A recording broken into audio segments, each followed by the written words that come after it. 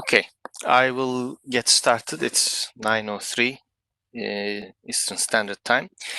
Welcome everybody to the 13th Migration and Development Conference. When we were having the discussions about the 13th conference at the end of the 12th one, I had jokingly said maybe we should skip the 13th, like hotels skip the 13th floor.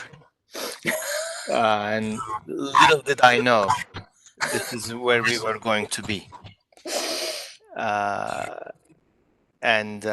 You know, it in some ways it keeps on getting worse, but I am very happy we could at least manage to do this. So just a couple quick notes, and then I'm going to give the floor first to Thomas Melio, who's the Director of Research at our partner institution at the French Development Agency. And Thomas actually was involved from the very beginning at the conference, and then now came back to AFD as the director. So it's good to have him back with us. And then it's going to be Dion Filmer, who's our new director, and he will chat for a couple of minutes, and then Hilal, and then I'll take back, and then we will go to the first session. So the way it's organized, we have bombarded you with emails over the last couple of weeks. We have multiple sessions, so there are separate links for each session. Unfortunately, with each session, you will have to log back in. So that's number one. Number two is everything is recorded. So watch out what you say. It might come back to haunt you. Not just joking. Feel free to say whatever you like. And then that's about it. So I will give the floor to Thomas. I am so grateful everybody's here. And then we will take it from there. Thomas, the floor is yours. Thank you so much, Shaglar. As you were mentioning, this conference has a not long history, but still a history. We're a little sad today that we are not able to meet in person, but at least lockdown or equivalent made us a bit more creative, which allowed us to open this conference to a bigger crowd. I think we're being broadcast on YouTube, so the fact that we're not able to meet in person, which is a pity, so that our network was a very lively one, but still we have been innovative. Again, we also have the paradox that we're talking migration while nobody is able to migrate, or very few people, due to COVID-19. But obviously, this is probably a short-term, and let's hope it is a short-term crisis. And migration will be again a major topic in the coming months and year. I'm quite happy also with the way this network and the conference have evolved over time. I've seen that over the years, typically political economy of migration has become a bigger topic in our program. Something very important to reduce the gap between researchers and policymakers. We have been criticized or being disappointed sometimes with the lack of impact or capacity to carry messages from the research community to the decision makers, and hopefully we'll be able to fill or reduce that gap thanks to such a conference as today's. I'd like also, it's part of my job, but to thank, of course, Hilal for his continuous involvement in this conference. Our dear colleagues, Dion, Shaglar, and Anna at the World Bank, and that on AFD side, Enda David, who's doing all the job, and I'm doing the rest. And also, of course, thanks the scientific committee, we are fully conscious that it's a huge work to evaluate papers, and truly the value of this conference is the number of papers we receive and the quality of the selection process. So again, I cannot thank you individually because it would take too long, but it's a highly valuable effort that I wanted to praise here. I won't be much longer at this point, but since development agencies in some sessions will be criticized or called upon, I'll be happy to participate in the debate. I've seen, for example, that we have a recurrent papers or research on how development agencies should take migration into account. Is it their role to diminish migration or quite the contrary? So we'll have debates upon such a subject, and of course nobody is afraid of that kind of debate.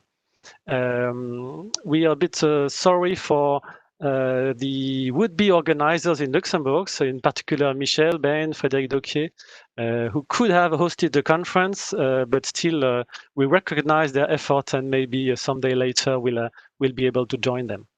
And so that was all for me, Shagla, in Paris. I can see that we have participants in Hawaii, such as you, but also others in the chat. So that's I'm not sure the best paper of the conference should be awarded the prize to Hawaii, but next year we'll be even more creative so that our conference is always the best in the field, which has been the objective from the start. So again, thanks so much, Shagla and other colleagues for accepting to organize and chair this debate. And again, sorry not to be able to see you in person, but already seeing you on screen is already a pleasure. So thanks so much, and I'll be happy to join you in further debates. Okay. Thank you very much, Thomas. And yes, we would definitely have to do it together next year. So I'll give the floor to Dion, our Director of Research at the bank. Good morning, everyone. Good afternoon. Good very early morning to Hawaii. So just on behalf of the sort of the World Bank side of this partnership, I wanted to welcome you to this 13th Conference on Migration and Development. But first, I want to thank AFD and Thomas in particular just for the very successful ongoing partnership. I mean, this is developed over time, sustained, and it's a really valuable partnership, which has delivered an important conference. I mean, this conference is a key global forum for research on the economics of international labor mobility and its linkages to development. And I understand, you know, I haven't been closely involved with it, but I understand that over the years, almost all the leading figures in the field have presented, discussed this, and it's really, you know, central to moving this research agenda forward. I should also mention that, you know, this agenda is critical to the World Bank poverty reduction and growth agenda and inclusion agenda as well. You know, the studies on migration, labor mobility, refugees over the years are really providing crucial guidance to many of our operational projects, let alone the research agenda. Just building a little bit on what Thomas said, I mean, I understand that there were over 250 submissions to the conference this year. So you can imagine the difficulty of that scientific committee bringing it down to just 2, you know, mornings full of sessions. So congratulations to those who were selected to present. And I believe it's a very high quality and looking at the agenda, a very diverse set of papers. Like you, Thomas, it might have been nice for all of us to be in Luxembourg. It's a bit sad to be here. But like you say, you know, Chala tells me that there's over 700 people registered this year, which certainly could not have been the case had we all been in person in Luxembourg. So that is an upside. It comes with the obvious downside, which we all know about. So just in advance, I want to apologize. I won't be able to stay beyond this opening session this morning, but I do hope to be able to drop in a bit later in this morning and then maybe tomorrow morning as well. So just with that, let me thank IFD for this partnership and welcome you all to the session and wishing you great sessions and deliberations. Thank you. Thank you very much, Dion. So Hilal, you are next. Okay, hello. I hope you see and hear me.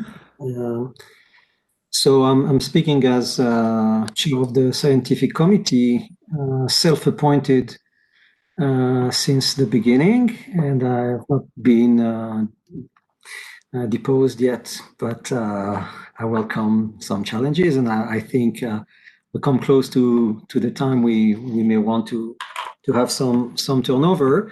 Certainly we have turnover, and I want to join Dion in thanking the scientific committee. The scientific committee is a mix of people who were there from the beginning, people from the World Bank, such as Chala or David Mackenzie, and from different institutions.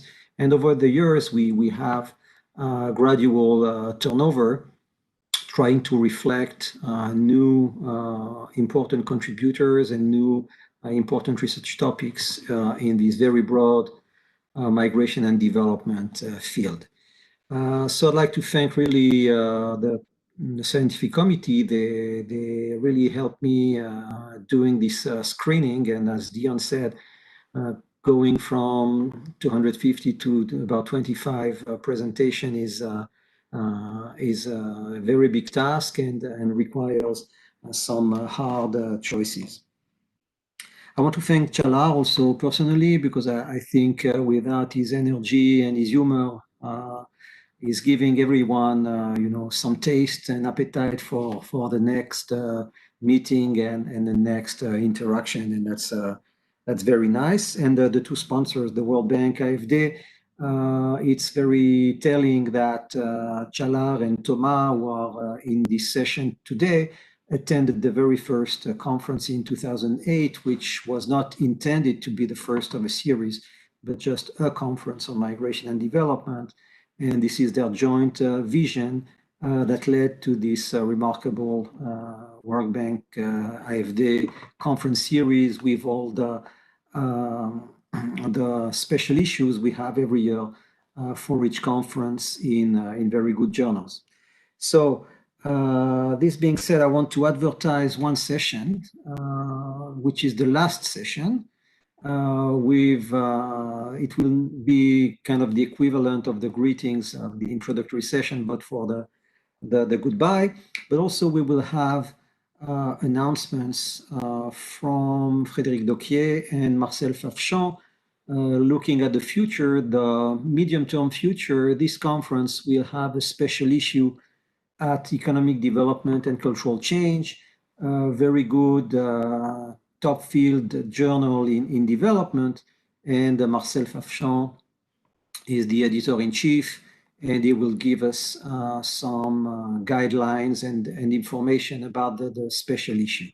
Also, Frédéric Dauquier, as the representative of the Luxembourg duo, composed of himself and Michel Ben, because the conference was initially supposed to be jointly organized in Luxembourg by Michel Ben for the university and Frédéric Dauquier for the Luxembourg Institute for Social Economic Research.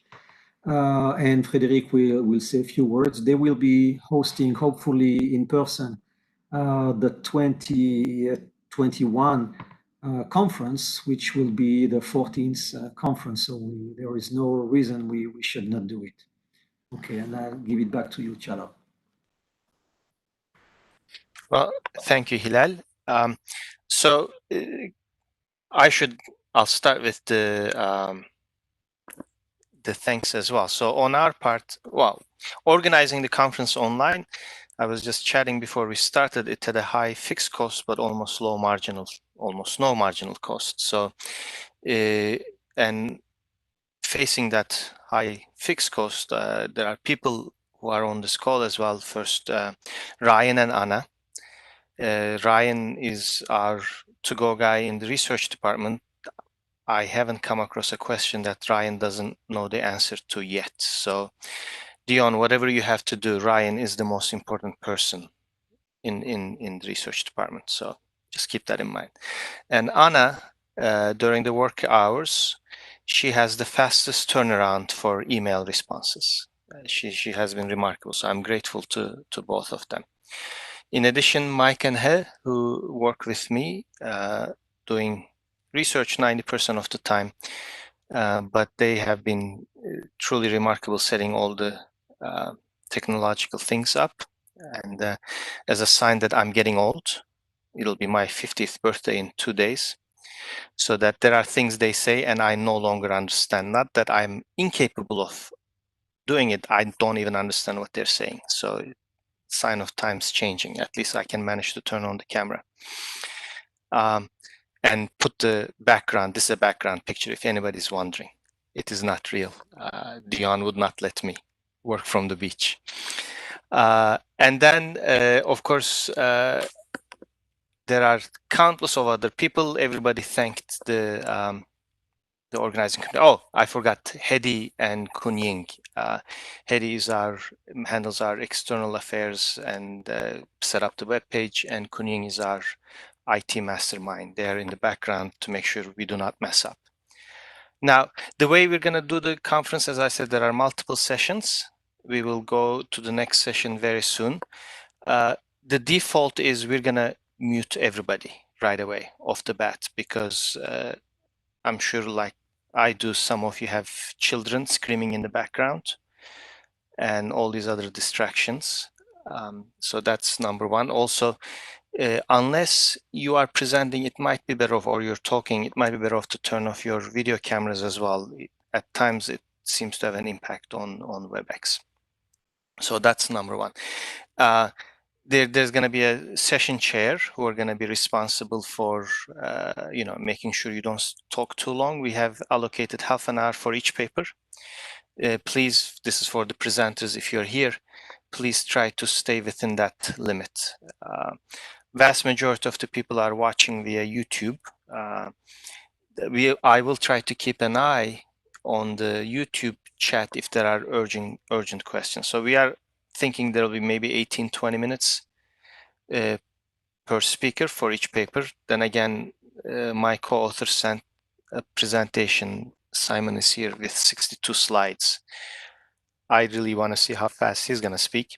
But so 18-20 minutes per presentation, then 5-6 minutes, 7 minutes maybe for the discussant, and then hopefully we will have 4 or 5 minutes for urgent questions and responses from the presenter. So that's the plan. The unfortunate, because we have people all the way from Hawaii to Australia, we had to put the conference in a relatively tight time slot.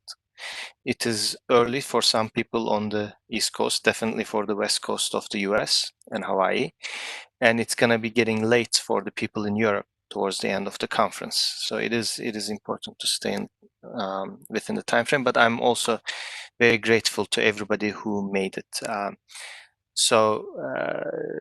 The conference is on. I don't have anything else to add. We are actually ahead of schedule, which rarely happens in the real conference because everybody's just socializing generally. Realize that this is becoming more efficient. So what I would like to do, maybe if anybody else has anything to add, Hilal or from Michael, who's the MC, if he wants to say anything that I am forgetting in terms of the technical stuff that we need to watch out for. Otherwise, we can go to the next session, which will be chaired by Toma. Hilal, Mike, do you guys have, or Ryan, do you have anything to add? Anna? Not for me. Okay. All right. Just a question. Am I supposed to? Are we staying on this channel for the first session? That's a very good question. Is it just for side sessions that we're moving to? We have to follow another link. This channel will have the plenary session on it as well. It will. So we stay here. Yes, we can stay here. Exactly. Okay. So then we will move on to the plenary session. We have 3 great papers, and Toma is going to chair it, and I'm going to sign off. It's all yours. So I'll be very short. I can see Michael. Hello, Michael. So we're happy to see you again. You've been a very faithful partner of this conference. Also, we're a partner in numerous editions. Recently, you published 2 papers. I'm not sure we can qualify them as companion papers, but dealing with the impact of development on immigration. And today, you are going to present one of your 2 most recent papers. Also saw some debates on the CGDev blog and websites related to this paper. So maybe without further delay, Michael, can you start your presentation? So you have 18 to 20 minutes, as you know. Thank you so much. Can you hear me? Yes, very well. And can you see my presentation? Yes, we can. Yes, we can. Great. I want to start by just thanking so much the sponsors, AFD and the bank, and just single out Hilal and Chalar for their contributions over 13 years. Although many others, as they point out, have made this conference possible. Just the impact of those two on this field through this channel just can't be overstated. This is joint work that I'm going to present with Maria Pia Mendola, who is at the University of Milan Bicocca. So this group of people is preparing to emigrate from Honduras in January of this year. And what we're going to do in this paper is bring together two questions that have been important in different parts of the literature about these people. In the labor literature, an important question since the 1980s or even before has been the degree to which these people are self-selected on important determinants of earnings and productivity relative to average Hondurans. In the development literature, there is a related strand on the income elasticity of emigration. That is, as Hondurans get richer, as Honduras gets richer, what will happen to the propensity of people like these to choose to live outside of Honduras or choose to live inside of Honduras? And these questions are so intimately related that we're going to argue that under mild assumptions, they are actually different forms of the same question. And we are going to bring some remarkable new data to bear on that unified question. So what do I mean when I talk about the relationship between these two questions? Imagine within a country of migrant origin, a distribution of determinants of earnings, of determinants of wages. And of course, under negative selection of migrants, typical migrants are coming from low in the distribution. Under positive selection, they're coming from higher in the distribution. I'm going to superimpose on this distribution a probability function, the probability of emigrating at each income level. And it's pretty intuitively obvious that an upward sloping curve of this kind equates to positive selection. But notice what else it equates to in this graphic example. If the entire income curve were to shift to the right, the whole country gets richer, you have more mass at probabilities of migration that are higher, less mass at probabilities of migration that are lower. The income elasticity of migration for the population is positive. And we do a little proof in the paper, but you can just see intuitively in this figure what the two sufficient conditions are for that to be true. They are that the distribution of income be strongly unimodal, and that the probability function of emigration with respect to earnings be strictly monotonic. Given those two assumptions, then an upward sloping, strictly monotonic probability function of emigration with respect to earnings is a sufficient condition for positive selection and a sufficient condition for positive income elasticity of migration. Likewise, a downward sloping function is a sufficient condition for negative selection and a sufficient condition for a negative income elasticity of emigration. So a lot hinges on the empirical shape of that probability function, that blue curve. I want to take just a second to talk about what we should expect it to look like. There isn't time in a quickie presentation like this to go through Gordon Hansen's foundational, for me, formalization of the Roy model, but here's a graphic representation of a migrant choosing between a Minserian wage in a poor country like Honduras and a rich country like the United States. The parameters of this Minserian wage with respect to income have been chosen to roughly represent real numbers for the United States and Honduras.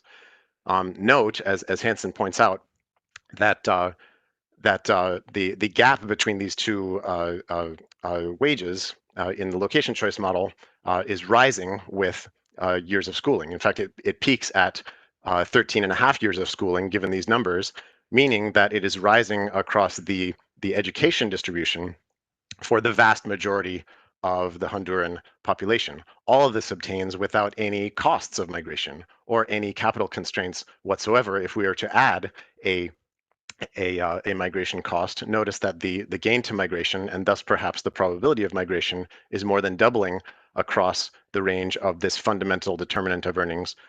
Still no capital constraints. If we were to also add capital constraints, Hansen models them as a cost of migration that diminishes with schooling the slope of this could be even steeper. So we don't need any kind of exotic model to get a rising relationship between fundamental determinants of earnings and the probability of migration in meaningful settings. We shouldn't be surprised if the migration probability profile looks something like the dotted line on the lower right.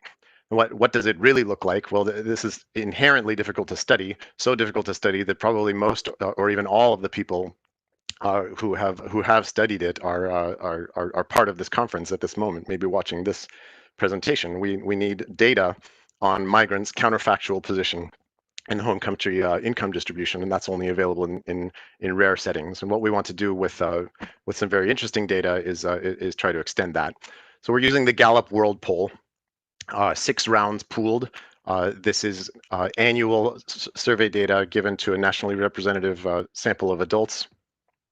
We use 99 developing countries, a total of 653,613 respondents.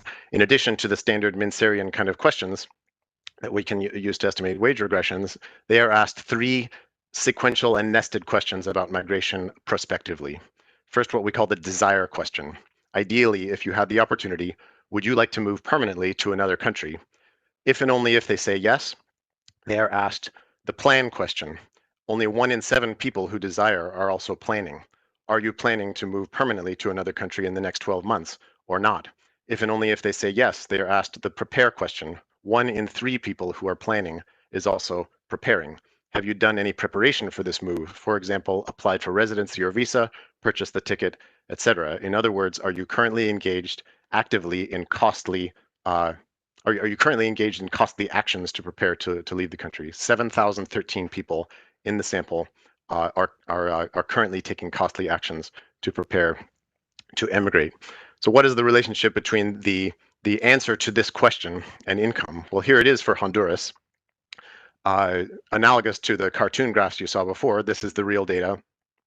That's the distribution of household income per adult at purchasing power parity in orange, and in blue, superimposed on that, is a Nadaria-Watson non-parametric regression of an indicator variable for preparing to migrate on household income per adult. And you can see very strongly rising across the large majority of the income distribution as the extremely parsimonious Roy Hansen model would suggest.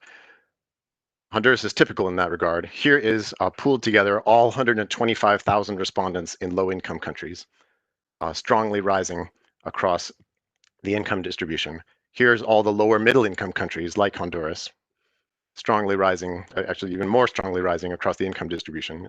Here, income has been demeaned at the country level, so 0 is the mean. Upper middle-income countries similarly strongly rising across the income distribution. So of course the critical question is to what degree can we take this information about stated preparations for migration and infer unobserved migration behavior.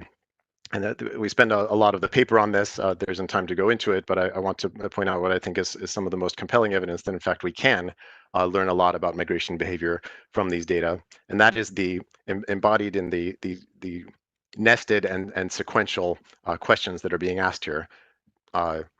Desire leads to planning, leads to preparing, leads to unobserved migration. Now, in order to, if we were to believe that in fact those very strongly rising profiles of preparation for migration with income are compatible with declining migration behavior by income, we would need to believe that relatively richer people are an order of magnitude less able to convert their preparations into actual unobserved migration than relatively poorer people. And that might be facially implausible, but we can go much further in that. We can note that the gap between desire and plan is very strongly negatively associated with income, as you might expect. The gap between plan and prepare is very strongly negatively associated with income, as you might expect.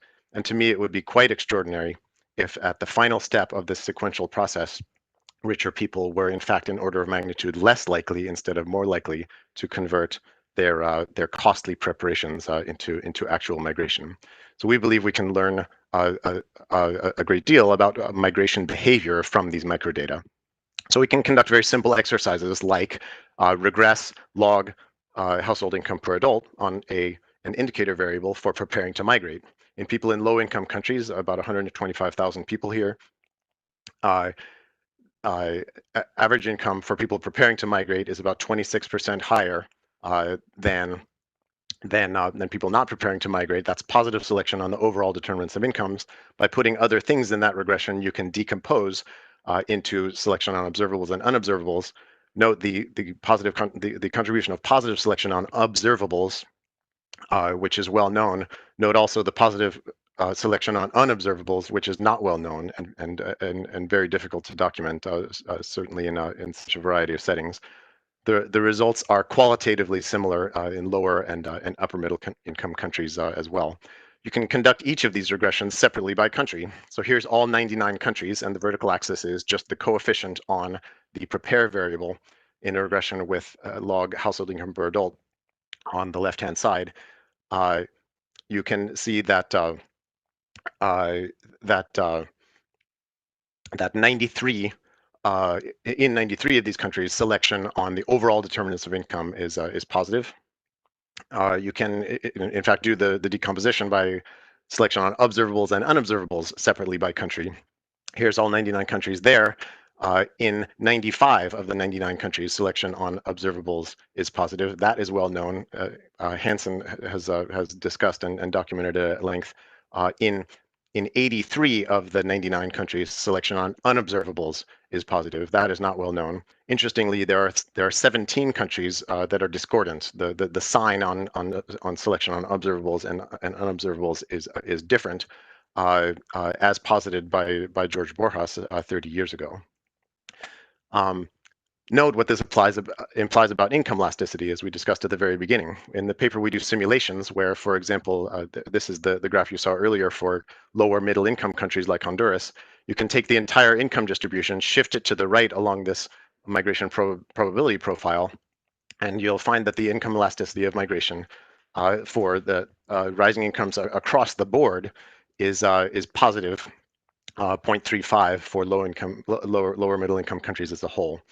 Now, why is this so counterintuitive to many policymakers that I know and respect, who are heavily invested in the currently, certainly in Central America, certainly in Africa, in the idea that any increase in economic prosperity and economic opportunity in migrant countries of origin should be a deterrent to migration? Are they crazy and wrong? They're not even slightly crazy and wrong. I think they are right. They're just right in a different sense. And what I want to do to illustrate that is point out that this is an example of Simpson's paradox. The income elasticity of migration in the aggregate can be quite different from what it is within subgroups. I'll illustrate that just by pooling all 650,000 people in a single non-parametric regression. That's what you're looking at now. Probability of preparing for migration on the vertical axis, log of household income per adult on the horizontal axis. That inverse U shape is what economic historians call the immigration life cycle. The three vertical lines are median of this variable in low income countries, lower middle income countries, and upper middle income countries. Now I'm going to show you exactly the same data split in an exercise similar to what's done by Dao, Dokier, Parsons, and Perry in their excellent JDE article on this subject. I'm going to split the sample just by educational attainment. So in green, you're looking at people who have attained secondary school. In red, people who have not, mutually exclusive, collectively exhaustive. Notice that within each of these subgroups, the relationship to income is either flat or negative. However, the development process involves a shift, and this is the dashed white line, from one group to the other. That is, development is not just movement along these curves, it is movement, it is shifting people between these curves, and that's why a positive income elasticity of immigration in the aggregate is fully compatible with a zero or even negative income elasticity of immigration, not just within every subgroup, but literally for every individual. It is possible for the counterfactual of income of every individual if higher, to deter their immigration, while at the same time the aggregate income elasticity of immigration is positive. Neither of those views is wrong or crazy. They are conditional or unconditional relationships, and they're fully compatible with each other. So I just want to close by noting one important thing in interpreting these data is that it could clearly be the case that the relationship between migration and absolute income could be different from the relationship between migration and relative income. So the kind of micro simulations that we're doing to get that income elasticity, for example, for lower and middle income countries of positive 0.35, should be checked with macro data. And in another paper, and Maria Pia is not implicated in this one. This is a separate paper that I did called the Immigration Life Cycle. Just looks at exclusively macro data. Again, building on the research program of Dao, Dokier, Parsons, and Perry. Here is country-level data. Again, there's a non-parametric regression across countries pooled together in 7 census rounds, 1960 to 2019. And here I just have to, given who's on the call, I have to kneel in praise to the work of Chala Resden, Chris Parsons, Terry Walmsley, Bella Hovey, others who put together these astonishing bilateral migration matrices going back to 1960 that allow such exercises to be done. This is the relationship in pooled data, pooling all those 7 census rounds between the fraction of developing countries' population that lives outside it in another country, and real income per capita on average for the whole country. As you can see, moving between low-income countries and middle-income countries, the propensity to live outside almost triples. And you could, just eyeballing this graph, you could choose an arbitrary income cutoff of $10,000. This is roughly the level of the Philippines or Tunisia right now. And say below that, running a linear regression, you get a strong positive coefficient. Here's what happens if you restrict the sample to countries that are relatively large. This is dropping the smallest quartile of countries below 2.5 million population, and restrict the immigration counts to people who have migrated to World Bank defined high income countries. The absolute rise across that range of income changed a little. It goes from 6 percentage points to 5 percentage points. The relative rise, the elasticity, went up a lot. Rather than almost tripling, this is more of an order of magnitude increase in the propensity to live outside across that range. And there have been doubts in the literature expressed clearly long ago by one of the great scholars of this area, Robert E.B. Lucas, about whether countries actually tend over time to follow this profile, the cross-sectional profile in the Dow et al. Paper, the pooled profiles you're looking at now, which combine variation over time and across countries. There's a straightforward and transparent way to ask that question. Only one transparent and straightforward way, I would say, and that's to add fixed effects to these regressions. So here are linear regressions up to that arbitrary 10,000 cutoff you saw in the pictures, where they're log regressions, so we can interpret the coefficients as elasticities. On the left, the log of immigration prevalence. On the right-hand side, log of GDP per capita. An elasticity of 0.38 in the pooled data, add country fixed effects, and for overall immigration, that coefficient doesn't substantially change. Restricting to rich country destinations, large origin countries, the elasticity is roughly double. In the first column there, you're looking at the relationship between immigrant stocks and the level of GDP per capita. In the second column, we've got country fixed effects. So these are changes on changes. This is the relationship between net immigration flows and growth in GDP per capita. Those are very similar for migration in general, meaning that yes, definitively, countries over time, developing countries over time, have followed roughly the graphical profiles that you saw in the pooled data. And I want to note that not just qualitatively, but quantitatively, these numbers remarkably match up quite well. That that elasticity of roughly 0.3 that you get from the micro simulations in these data match up remarkably well with the same relationship at the aggregate level, suggesting that both of these exercises are informative about the other. I want to thank you for all this time. I want to thank Anna Maria in advance, in case I don't get to do it later, for having looked at this paper. And I do want to point out that there's a lot of work here left to do. The research program of decomposing this relationship and exploring its reasons and channels, arguably launched by Tim Hatton and Jeffrey Williamson, and carried forward remarkably well by Dao Dokier, Parsons, and Perry more recently. There's a lot left to do there, and I hope that some of the people who are watching now end up doing it. I'll look forward to seeing what you write. Well, many thanks, Michael. Excellent, very brilliant presentation. I'm happy to have been allowed to attend, and we'll move to Anna Maria Maida of Georgetown University, who has accepted to discuss this presentation. Anna Maria, can you hear us? Your microphone is muted. Yes, seems to be unmuted. Yes, we can hear you, and the floor is yours. Can you see my slides? We can. Okay. Good morning. Thank you very much for giving me the opportunity to discuss this paper. Sorry, Anna, just your presentation is a little bit small on the screen. Can you expand it a little bit, or if possible? We can read, but it's not. What Thank about you. now? Much better, thank you. Okay.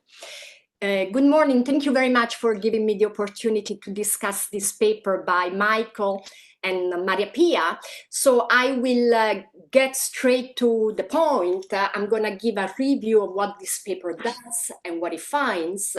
So in this paper, the authors use Gallup data, survey data, and what they do is to address two very important questions in the migration and development literature. So first, they estimate the selection of migrants from a very large sample of countries, 99 developing countries, and they do so on overall determinants of income, observable determinants, so skills, and unobservable determinants. And that's what they do, is to estimate the income elasticity of migration from the same set of countries. So these are two important aspects of the migration and development literature, and it is really a big contribution to bring them together and to establish a link between these two pieces of the literature. And on top of that, so besides the theoretical work of linking these two aspects of the literature, what the authors do is to provide new evidence with a very large coverage of countries. So as I said, 99 developing countries. So what do the authors find? The authors find that self-selection on the overall determinants of earnings is overwhelmingly positive, and they also provide evidence on observable determinants, and most importantly, on unobservable determinants. This last piece of evidence is more rare in the literature for data reasons. And they also show that the income elasticity of migration, so how the probability of migration varies with income, is generally and strongly positive. So next, what I would like to do is to make a small parenthesis. I want to emphasize that these questions are really hard to tackle. And that's why we don't have a lot of evidence in the literature for so many countries. And I think that the idea to use Gallup data is really clever. Now, some people may feel uncomfortable about the fact that survey data is used in this paper, but and I've used survey data in the past as well. But what I should say is that I found one piece of evidence that the authors give in the paper very convincing. So the authors mention evidence that survey answers about preparation to migrate, which is the specific question that they use, are highly correlated with actual migration flows.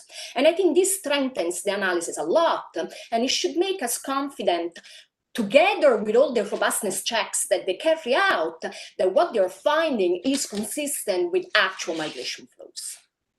So let me move on to some comments. My first comment is about foreign aid.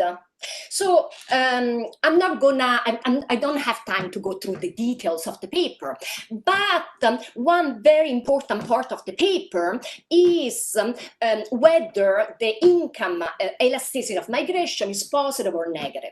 The authors differentiate between an intrinsic income elasticity, which is estimated to be positive up to a certain level of income, and then it may become negative, but for most developing countries, it is positive, and an extrinsic income elasticity, which is usually thought to be negative, and that's what policymakers have in mind, for example, when they give foreign aid. When policymakers give foreign aid, it's because they think that by giving money to developing countries, they're gonna be able to reduce, to better manage migration flows. Now, my question to the authors is, how do you think of foreign aid? Do you think that foreign aid works through its impact on the intrinsic or the extrinsic income elasticity of migration?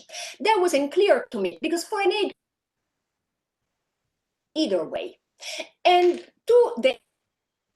it works through this positive income elasticity, which is not what policymakers we think have in mind, then how should we think of foreign aid? Because of course, if that's the case, these results may be interpreted as a reason to cut foreign aid. Is that the policy recommendation that you would give?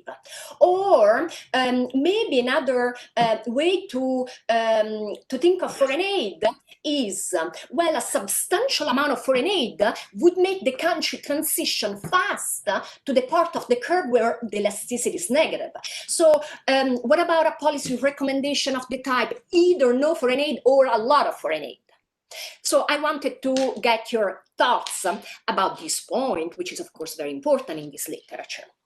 Next point, you're using data for right now. We know that there was a first globalization wave at the beginning of the 20th century.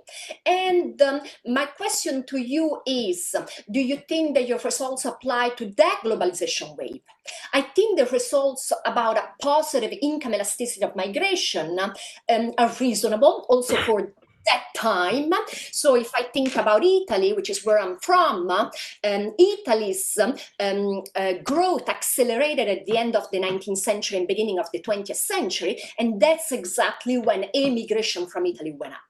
But what about selection? I'm not sure that in the first globalization wave, your result about positive selection would hold as strongly. So again, I wanted to hear your thoughts about that. Next, when I think about selection, I usually think about bilateral relationships.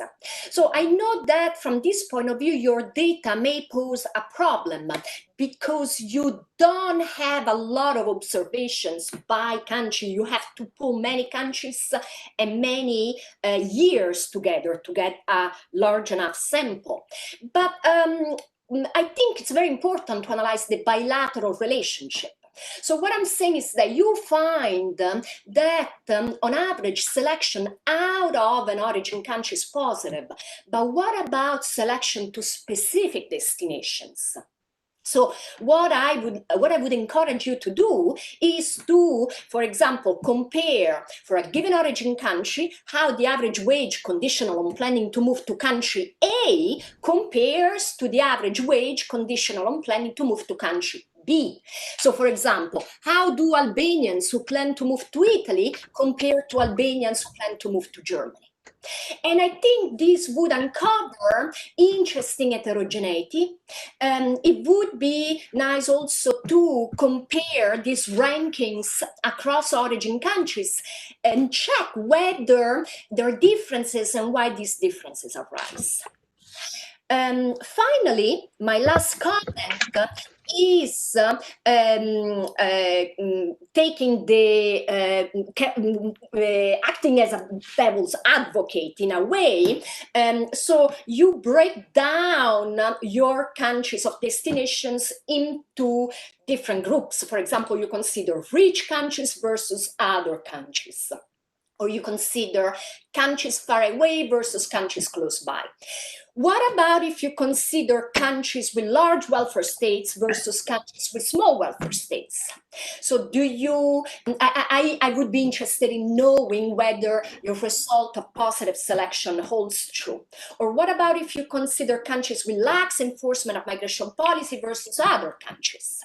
And then a final question that I think would be nice to analyze with your data and with your setup, but I don't know if you have the information about that, is whether selection varies according to whether the reason to migrate is economic versus political. So comparing economic migrants versus political refugees. I'm done. Thank you so much, Anna Maria. So, Michael, the floor is yours, and it's your responsibility to say whether we should cut foreign aid massively, immediately. And maybe I will have to interrupt this conference if that's the case. So the floor is yours. Thank you. Thank you, Thomas. How much time do I have, Thomas? We're supposed to finish this session at 10 your time, so that would be theoretically in 5 minutes. Maybe we took a few additional minutes, but not that much. So around 5 minutes, Michael. Thank you.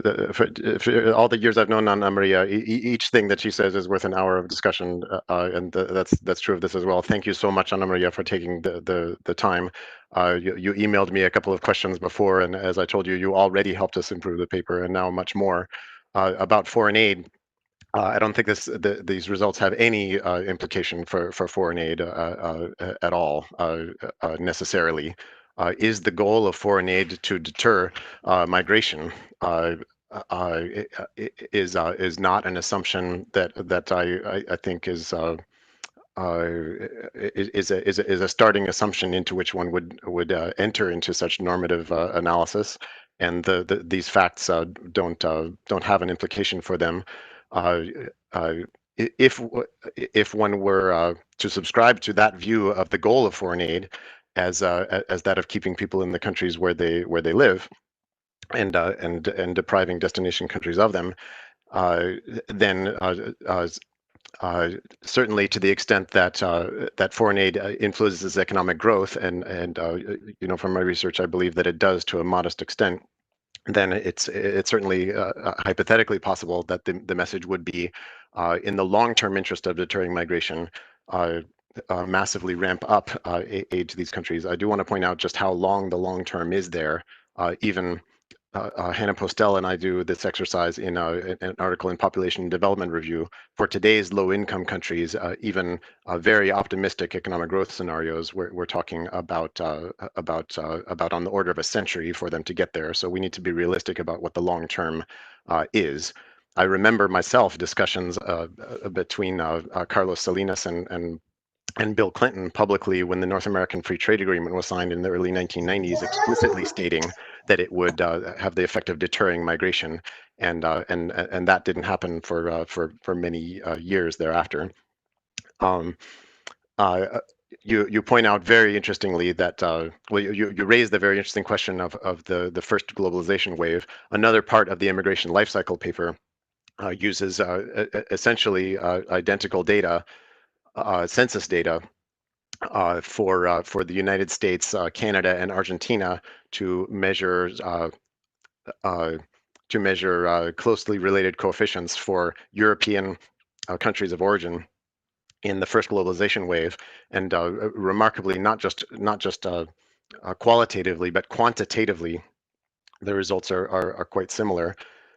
What you point out very interestingly is that selection at that time, to the little that we know about it, for example, from Abramitsky et al. In the AER, suggests that negative selection, in their case from Norway, is compatible with a strongly positive national level income elasticity of migration. And without going into it too much, I want to point out that you can get that result from the Roy Hansen model in a context of very different migration costs, and the most notable in that era being the total lack of formal policy barriers, which are modeled by Hansen as a migration cost that decreases with education. So I don't think there's a necessary incompatibility there. What you're pointing out is that it is an extremely fruitful area to extend this research and learn a lot more from it, and that's absolutely right. About bilateral relationships, yes, that's a fascinating aspect to look at, and we don't use it at all. The results, if you were to look at the country level results, the country level selection parameters by rich destinations and all destinations, they are quite different. They contain a lot of information. We don't use it, and we absolutely could. For example, Afghanistan exhibits to all destinations negative selection on the overall determinants of income. If you restrict the destinations to rich country destinations, selection, as you might expect, is strongly positive. It's the same reason why selection is intermediate or slightly negative for Mexicans in the United States, but very strongly positive for Mexicans in Australia. And a lot can be learned about the relationship between migration costs and selection, and migration costs and the income elasticity of migration from exactly those exercises. And we don't do it, and it could be the subject of even a different paper, hopefully co-authored with Ana Maria Maida. That's enough of my talking, and I think it's time to move on, and I really look forward to the rest of the session. Thank you so much, Michael. So I haven't been able to check on questions on YouTube, but I understand that there are no questions at this stage for you, Michael. Maybe if they are at the end of the session, we'll be able to collect them. So we'll have to move to Francesco Fassani's presentation on border control and the refugee crisis in Europe. So Francesco, can you hear me? And yes, can you? And can hopefully so. Yes, we can. Okay, so. And share your screen. Yeah, I'll do that soon. So same constraint for you, Francesco. We'll have 18 to 20 minutes and then the discussion.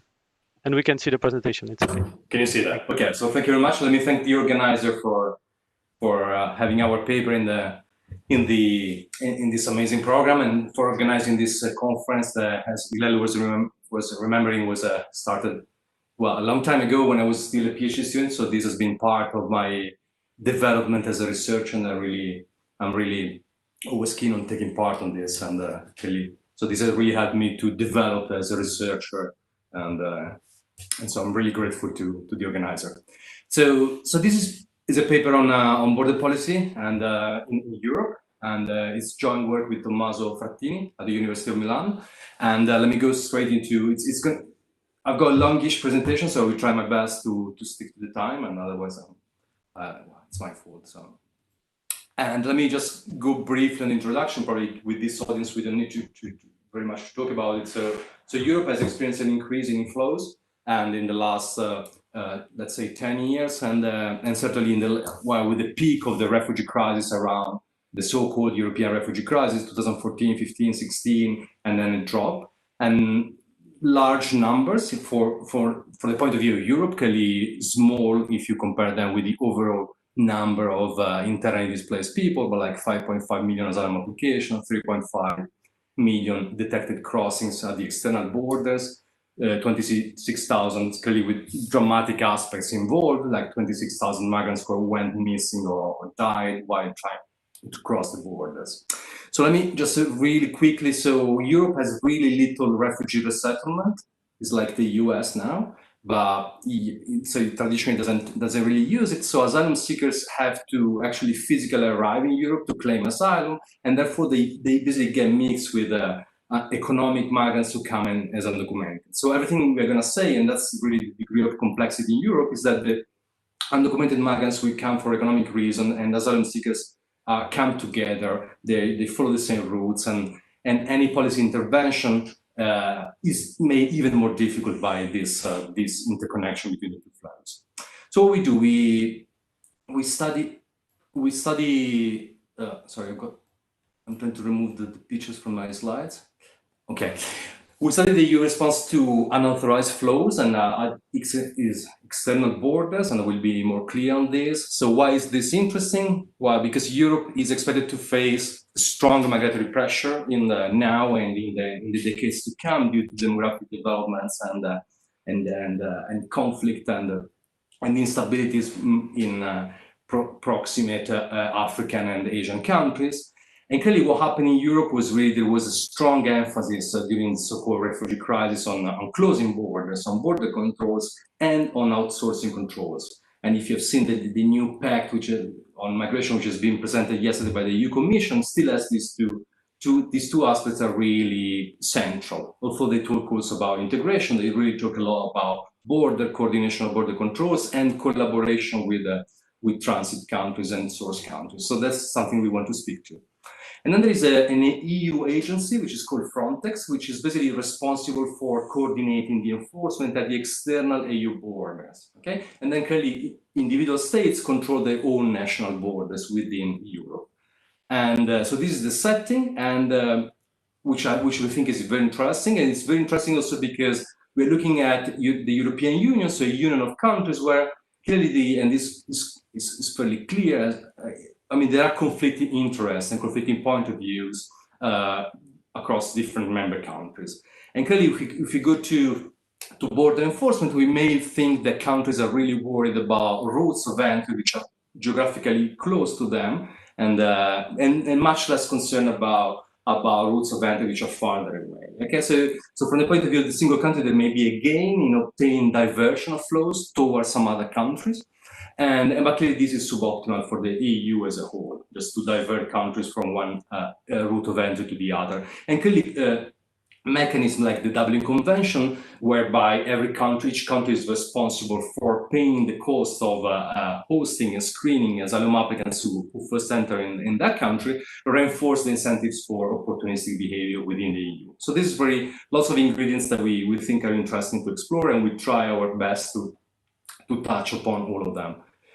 And so what do? We have like 3 steps, and we document evidence of political cycle. In enforcement, first, this will be the first stage we use to look at the causal effect of enforcement on migrant flows.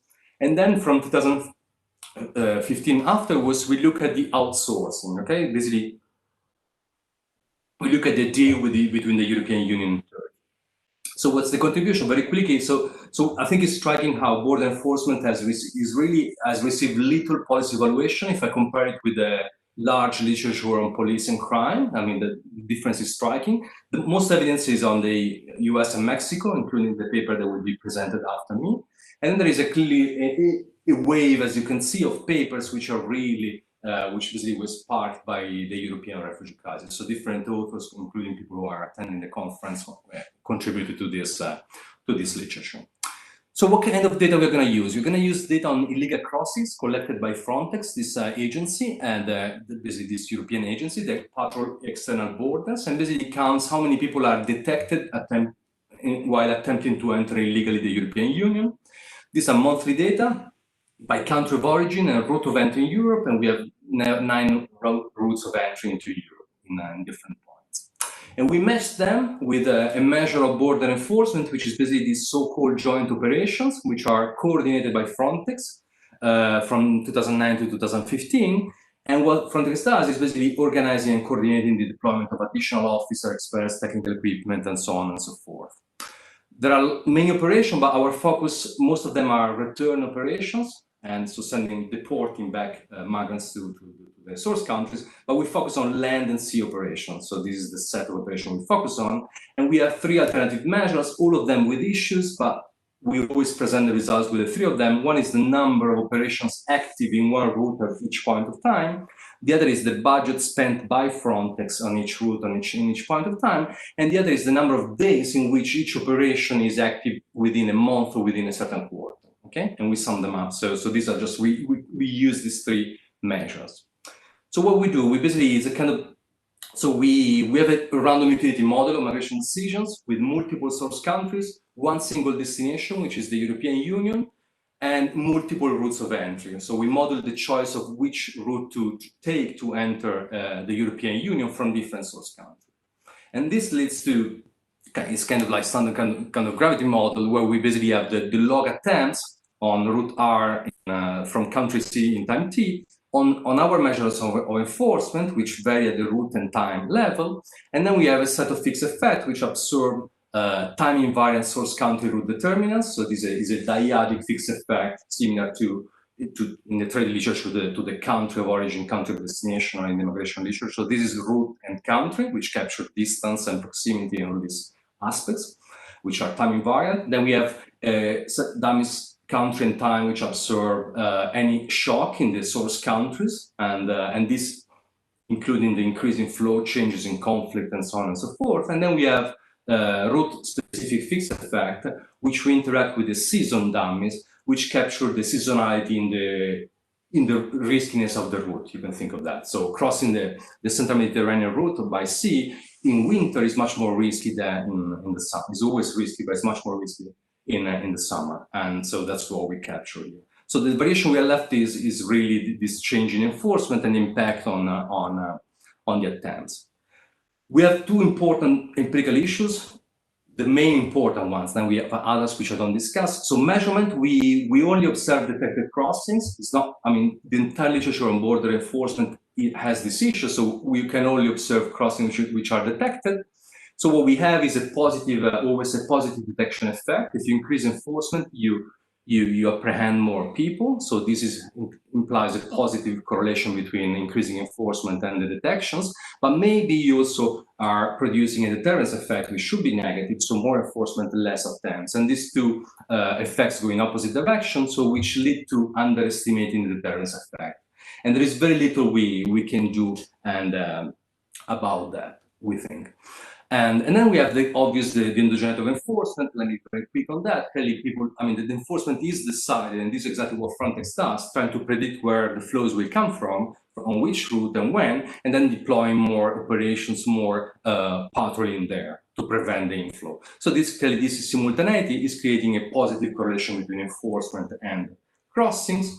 What we do is something which has been already done for the US literature. We look into political cycle in enforcement. And so and this is the first part of our empirical analysis, we go back to the idea that I introduced before, that the European Union is not a cohesive federal state, and so there are like different interests. And so the idea we have and we propose as a main instrument is this fact that there is this predetermined 6-month rotation of the presidency of the Council of the European Union.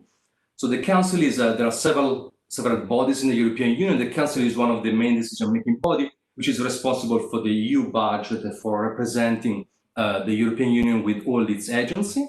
And it's fairly acknowledged that, and there is also empirical evidence that basically holding the presidency gives some power to influence the policy agenda and also the budget and the allocation of the budget within Europe. So the idea we had is basically, if this is true, then, and if we think that countries are more concerned about routes which are closer to them, so Italy is concerned about the Central Mediterranean and less concerned about the West Mediterranean that leads migrants from Morocco into Spain, then maybe Italy will lobby to shift resources towards the Central Mediterranean route. And that's the idea. So, which we implement very simply. So we have the first stage, the instrument we use is basically we instrument enforcement on a certain route with a distance from the capital of the current EU presidency, and which varies a lot. So these are 3 consecutive presidencies over time, and we use that as an instrument. And the exclusion restriction is simply that holding the presidency in itself, the fact that Ireland holds the presidency in this period of time, has no effect, it's not direct effect on the flows. What we find is it's a negative effect. So the farther away you are from the current EU presidency, as a route, the lower is the level of enforcement for all the 3 measures. And the magnitude is sizable. 1 standard deviation increase in distance implies a reduction of 0.1 standard deviation. And we find heterogeneity, so larger effect for countries closer to the external borders, who have more incentives to lobby to change the allocation. We also have an alternative IV. I need to fly on this. Basically, we use national elections. And these positive coefficients here suggest that if you have national elections in the country where which are closer to the point of arrival of a route, then you do see an increase in enforcement there. And you can use the two instruments together. They have clearly independent, they are clearly orthogonal to each other. They have nicely independent variation, and we basically obtain the same results using the two instruments, which is reassuring. So let me go to the second part. Okay, this is the first stage, political cycle. We use that as to deal with the causality. And so I'm just going to show you directly the two-stage least square estimates and the reduced form. And what these estimates are suggesting, the strong negative effect and positive for the reduced form, suggests that basically an increase in enforcement leads to a reduction, sizable reduction in the crossings. And if we distinguish sea and land routes, we find negative effects on both sea and land routes, but the effects on sea routes are much more imprecise, but still pointing to a reduction in crossings, okay, which suggests, I mean, in the debate of whether sea operations, such a rescue operation on sea, are attracting migrants. These estimates suggest that they are not. Okay, if anything, they are deterring migrants. Okay, we have a number of robustness checks, including that we show the electoral cycle, the timing, excluding peak, leaving out one source countries, changing the set of countries, aggregate regression to deal with issues related to clustering and standard error, and everything, trust me, goes through. I need to go on. We can distinguish, very importantly, we have all this wealth of information about countries of origin, and we can try to distinguish whether, as I said, economic migrants and refugees are mixed in these flows. We cannot really, we don't, thanks, Melanie. We don't have individual information, but we can basically characterize migrants based on their country of origin, and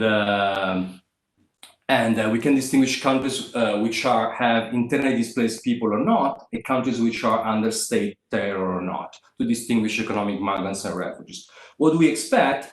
We expect economic migrants to be much more responsive to enforcement, because clearly they don't really, I mean, they do have a push factor, but it's less extreme than the push factor the refugees face.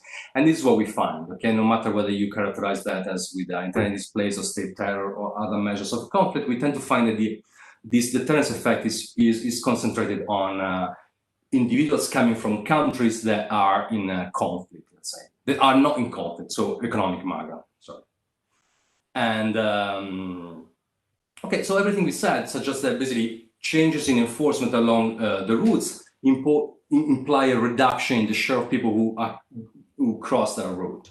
And as I said before, at the very peak of the refugee crisis, the urgency in the European Union level was really that of involving transit countries into this effort of stemming the flows. And this is what they did in what we call outsourcing, which has been done first with Turkey and then with Libya, and is still there in the new plan for migration in Europe, despite all the criticism that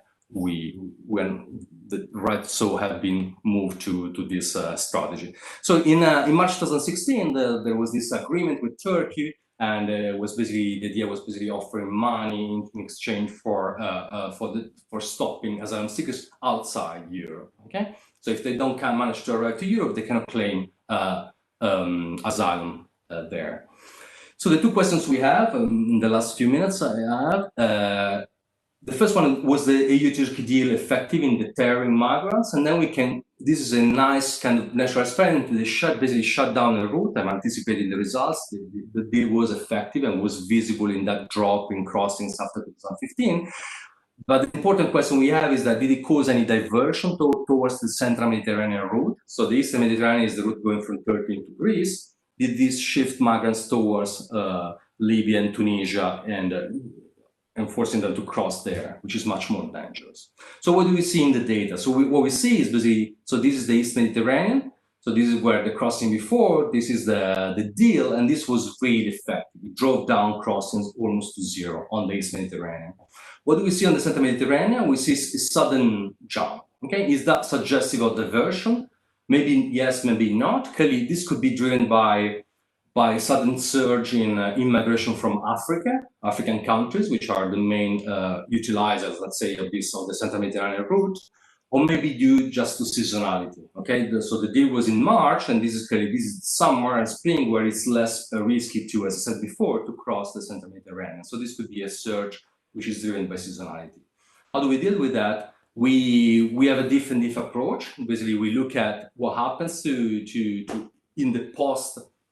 the spring, summer, so post-March period in different years, and we distinguish on this Mediterranean, on the Central Mediterranean, we distinguish Asian and African countries. Okay, and we remove seasonality by using pre-periods and playing around with pre-periods. I think I've got 1 minute, so let me just convey the results. And so what we find, so let's look at the East Mediterranean. So we find that in the post-March period, sorry, my timer is off, and in the post-March period in 2016, there is a clear reduction in crossings from both Asian and African countries. And this is the deterrence effect. So this was really effective, as we saw in the graph. So basically shut down the route. What do we see on the Central Mediterranean? We do see an increase, okay? And there is an increase in the post, which is driven to seasonality. So in all years, you have an increase in Asian countries, citizens from Asian countries crossing through the Central Mediterranean. But after the EU-Turkey deal, there was a kind of like 35% increase in the crossings from Asian countries through the Central Mediterranean, which is strongly suggestive of a diversion effect. And if anything, for African countries, we see a reduction, which is compatible with some displacement effect of Asian countries moving into the Central Mediterranean, having higher income and being able to pay the smugglers and kind of displacing African countries. But this is highly speculative. I think I ran out of time, so I will skip the conclusion. Just to summarize, we basically look at the European Union, we look at this, we first show evidence of this political cycle, and then we use that to try to deal with this endogeneity in enforcement, and then we look at this kind of natural experiment to look at what happens to, especially what happens to diversion of flows when you shut down one route, and like it was done with the EU-Turkey deal. So I would stop here and leave the floor to Jan. Thank you so much, Let Francesco. me apologize in advance with Jan, because we have a really preliminary paper, which I think made this work as a discussion much harder than it should be. So sorry about that. And maybe more interesting as well. So Jan, the floor is to Jan Stuhler of University of Madrid. Jan, can you hear us? And if so, I can hear you. move ahead. The most important question is, can you hear me? Yes, we do, and we see your presentation, so you can. That's great. proceed. So I'm going to click on make it full screen. Hopefully that it's not going to destroy things. And It's then all right. yeah, thanks. Okay, thanks. Thanks for the invitation. I think you are understating your case, Francesco. I think the paper was already quite impressive. And so I'm happy I'm going to present this paper. So let me first sort of give you a little bit sort of a background on sort of what I understand, sort of what the literature is about, because it's not the literature I'm working on myself. And so what I understand is when I read this papers on this topic, also a World Bank report from 2018 on many aspects of immigration, including this aspect, there's a certain degree of pessimism on whether migration flows can actually be prevented, right? And so that sort of leads to the question of maybe we should just focus instead on integrating those who come anyways. And yeah, so this is of course an important debate, and I think this paper really goes at the heart of this debate. Okay, so it's a very interesting paper on a very important topic. And so it's not only an interesting paper in terms of topic, I think it also addresses, and then I kind of, it addresses, maybe it solves sort of what is really a difficult identification problem in this context, namely this issue that of course enforcement is endogenous to migration. And I think the instruments used in this paper are sort of very creative and quite convincing. Okay, so that's something very interesting, nice, methodological about this paper. Just a summary, results and application. I mean, I think sort of this one main result is that informant works locally in specific routes, and it also deters those groups of migrants that we want to possibly deter. However, there's this diversion to other routes, and that means this policy might have a limited overall effectiveness. There's sort of something that's not the focus of this paper, of course, but what I think is also interesting is this idea underlying these instruments, which is that actually the European Union policy seems to be quite sensitive to both internal and external political cycles. And that's kind of a bit of sad news if you think about how optimal the policy is, but it's of course great for causal amplification. Okay, so it's great for us in the social sciences, and I think this paper demonstrates very nicely why. So I first want to make two suggestions. One is on this detection and deterrence effect. So enforcement has two effects. It increases the probability that attempts are being detected, and it possibly decreases the number of attempts. And that, of course, means that generally when we estimate the effect of enforcement on migration flows, we might understate this effect. What I'm wondering is if perhaps the timing of those two effects differ. So I would imagine that this detection effect is quite immediate, while this deterrence effect, I mean, that depends on the response of migrants to this change in policy or the change in operations in a specific area, and maybe that takes a little bit longer. And I'm wondering if that could be exploited to correct for this detection effect. So that depends on the timing of these two effects. Of course, it depends also on the data that you have available. I mean, the more detailed data you have about the timing of migration flows, the more easily this could be done. A second suggestion would be on this EU presidency effect that's underlying this instrument. I mean, what you show is that there's effect on enforcement within the same quarter. Okay, if a certain country has the EU presidency, we see enforcement increasing in routes closer to that country. What I'm wondering is if this effect is transitory or if it's somewhat persistent. So, because I find it hard to imagine that the funding immediately drops again at a specific route, that operations immediately drop again after a switch in presidency. So I would expect some persistence there, and I'm wondering if that could be exploited to get a stronger first stage, more precise estimates of the effect of enforcement on migration flows. That's kind of interesting also because you show that there's a little bit of persistence of the enforcement effect itself, but that of course could be either because of this persistence in the first stage that I'm asking about, or it could be because sort of the adjustment of migrants themselves occurs with a delay. Okay, and I think that's sort of an interesting question that maybe you could say something about. So my last slide is sort of more like a mixed bag. I mean, there's a few sort of more technical issues that we could raise, like, you know, the clustering, depending on the number of routes. You have these country time fixed effects. I'm wondering if they capture some of sort of the effect that you actually want to capture. But yeah, I think sort of in the paper, there's already a lot that I think you're aware of all these issues. So let me focus instead on these three sort of more thematic questions. The first is, if the funding for Frontex is apparently endogenous to political conditions, is maybe also the reporting endogenous, right? So depending on who has the EU presidency, do they also have an interest that certain numbers are being reported in a certain way, and do they have potentially a way to influence that? The second is on the timing of effects. To just give an example, can we rule out that sea operations act as a magnet for migration flows, so which your estimates suggest that this is not the case, but maybe sort of this adjustment that maybe that occurs with a delay and would not be captured by your empirical analysis. And the same sort of argument about timing can be made on other aspects of your analysis. And the last is on this deterrence versus diversion, that if enforcement on one specific route may divert flows towards alternative routes. You show that this is very important when you study this EU-Turkey deal. I'm wondering if you can also study this in your main analysis. For example, if you can somehow define the substitutability of different routes based on the composition of nationalities of migrants that are typically on these routes. I also have a time warning here. And I think that could really strengthen the paper, because at the end, of course, that's kind of the question we're mostly asked, right? It's one thing to say that local enforcement works, but even the bigger question is to what extent does this overall enforcement of the borders work? Okay, I'm going to stop here. Thanks. Thank you so much, Jan. So Francesco, the floor is yours now.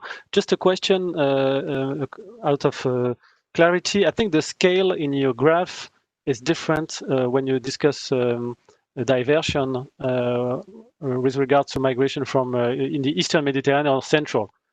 scale 1 to 10, if I'm not mistaken. But just maybe if you could clarify that. And sorry for all participants, but I will have to leave and let Shaglar chair after this. So Francesco, the floor is yours, and bye-bye everyone. I was happy, and I'll come back later on. Bye-bye. Yeah, so just so I'll answer your question straight away. Yeah, absolutely. So I was rushing through. So the scale is different. It's by 1 order of magnitude. Okay, so clearly that would be it's not the case that all the migrants were stopped at the East Mediterranean and went straight to the Central Mediterranean, and we don't even think that they are the same migrants. So we just think there was an adjustment of migrants. But yeah, this is 30,000 and this is 300,000. Okay, so clearly, I mean, if you just look at this graph, it could be a diversion effect in the range of 10%, and probably smaller. We are trying to get clear number on that, as clear as possible. So coming to Jan's question, so very much, very useful. So so first, yeah, on the detection and deterrence, absolutely. I think we gave up on the possibility of disentangling that, but I think the suggestion of using the different timing, because you're absolutely right. So the detection effects should be kind of more immediate than the deterrence one. And we have, I mean, we use quarterly data because there is variation in the flows, but there is less variation in the enforcement. But we could go down to monthly data as we do in the EU-Turkey analysis, and maybe we can learn something out of it. The same applies to comparing the timing of effect between sea and land, something we haven't done, and see whether we can learn something about it and try to speak to this debate about the sea operation as pull factors. And this is a great suggestion as well. And the timing of the EU presidency, yeah, I mean, the idea here is that really the story we have in mind is like, I mean, there is evidence that the EU presidency allows to influence the budget of the European Union, but this has implication for later years, okay? But it may allow to influence the allocation. So basically, in the case of Frontex, to decide whether to fund more an operation, whether to just end an operation, or whether to shift more, or just to extend an operation. So this could be we think it can be a short-lived effect, but we need to do more about the timing along the lines that you suggested. So that's very useful. On deterrence and diversion, absolutely. So in the main analysis, so we use the EU-Turkey deal to talk about diversion because it's a very clean example of shutting down our route almost and see what happens on the closest alternative. But we can clearly do something more with our data, try to talk about deterrence. Clearly, we have country time fixed effect, which absorb any overall any shock in source country, including increases and decreases of the flows. Okay, so it could be actually we have a part which is not in the paper yet, where we look at this country time fixed effect, and where you can see clearly you see them correlate very strongly with the level of conflict in origin countries. And what you can expect. But we are planning to do that. So basically collapsing our data. We have all this variation on the country of origin. And different countries use different routes depending on basically on geographical proximity, so they are exposed to different level of enforcement depending on which route they are closer to. So we can try to exploit that to look at deterrence. And last comment where basically I will wave my hands on the endogenous reporting, the possibility that presidency may also be able to influence the way the data reported is a possibility. We think is less of a we don't think it's less of a threat. So one thing is kind of lawfully influencing the decision process within the European Union in allocating more resources towards one route or the other. The other one is falsifying the statistics, but it has happened before, so it may be the case. I need to think we should find some measure of that we can test whether, but I need to think more about it. So thank you very much. Okay, thank you guys. So Stephen just sent me a chat. I don't know if you have a question or anybody else. We are a couple minutes behind schedule, but we're okay. I'm happy to go if it's okay. Please. You can hear me, Francesco? Very nice paper. Just, I had a further suggestion on so obviously this key question is whether it's displacement or a total reduction, to think about what enforcement really, I mean, I'm wondering I have kind of two ideas. I mean, one maybe is you can look at distance from the enforcement, like an interaction between distance and the enforcement effect. I mean, the idea, I mean, you would think that displacement probably would go on to, you have to think about how to model it. I mean, it's clearly not linear. I mean, people are probably displaced to something that's close and not very far away. So maybe combined with Jan's idea of trying to think about which border crossings are substitutable for each other and then how far they are from the last enforcement. And I'm also wondering with maybe you can look at could you think about looking at total reduction separately? I mean, the one thing is you do have two instruments that seem to work. And I seem to imagine that the country, whoever's in charge of the EU presidency might also affect total enforcement dollars spent. Obviously, Italy cares a lot more than the Czech Republic does about enforcement in general. I don't know if it works. I mean, this is only an idea if the first stage works. But you could estimate, and obviously you have more problems with time series questions then, but whether you try to estimate an aggregate effect of enforcement. That was my two, but it's a really nice paper though. Okay, maybe we take one or two more questions really quickly. I see one more. Christian? Thanks. Well, fantastic paper. Thanks a lot. Just one quick question. I wonder, is it possible to see any effect on demographic composition? So does the data tell you something about like more male people, more females coming, less families, etc.? This is also part of the discussion. I wonder if it is possible to not only diversion, but does the composition or selection of migrants change? Okay, before we go back to the answers, we have the conference webpage and everybody's links and everything. So since the time is short, please feel free to email each other with the questions and follow up from there in case we don't get a chance to hear your question. Okay, now 1 minute answer, please, Francesco. Yeah, we'll be very brief. So thank you, Steve and Christian for suggesting and comments. So Steve, yes, distance, absolutely. This is something we're working on. Clearly, we have much more variation at the source countries, and clearly we need to bear in mind when we think about diversion in the European Union that these are fairly distant routes, and so it's hard to think that people actually walk from Greece down to Libya, but we can think that people from the source country decide to go, instead of like going towards Greece, they change the direction, they go towards Libya. So this can change the flows. And but yeah, playing with distance and the position of the countries with respect to the routes will be definitely something we are kind of doing and planning to do. And the aggregate, yeah, the IV for the aggregate, yeah, and we need to try that. That's an excellent suggestion. On Christian demographic, we have nothing in the crossings, but a part of the paper which we are still developing is trying to assess the same impact on asylum applications. So we see that the aggregate crossings and the aggregate asylum applications in Europe follow very close each other. So many of these people actually enter and then apply for asylum, and then we would have on asylum application we have much more information about where they end up and some demographics, not much, but some aggregate demographics which would allow to say something about it. The other option would be, I mean, well, I think it's in the paper by Pan, Potspar, and Aksoy. They use Gallup survey data and they look at how changes in enforcement change the planned migrations, and that's also a way of thinking about how border enforcement affects the demographic characteristics. I stop there, so thank you very much. Okay, great. Thank you, guys. Our next speaker is Nancy Chow from Cornell. She's going to be talking about border crossing in Mexico. Before she starts, just a short personal anecdote. Cornell has been in the national news about their COVID responses, and it is based on, turns out they do more tests a week than the whole country of Mexico does. And it has been remarkable, and I know all of this because our daughters started at Cornell this year, so we've been quite anxious. Oh, excellent. Yes, so now hopefully next year we'll hear about the COVID response of Cornell, but today it's about the West Mexican border. The floor is yours, Nancy. Thank you so much. Can you guys hear me? Yeah, I can, yes, you're good. Excellent. So yes, we've been testing a lot. Students are being tested every week and so on. But back to the topic of this talk. Thank you so much for the organizers for putting this together for this wonderful conference.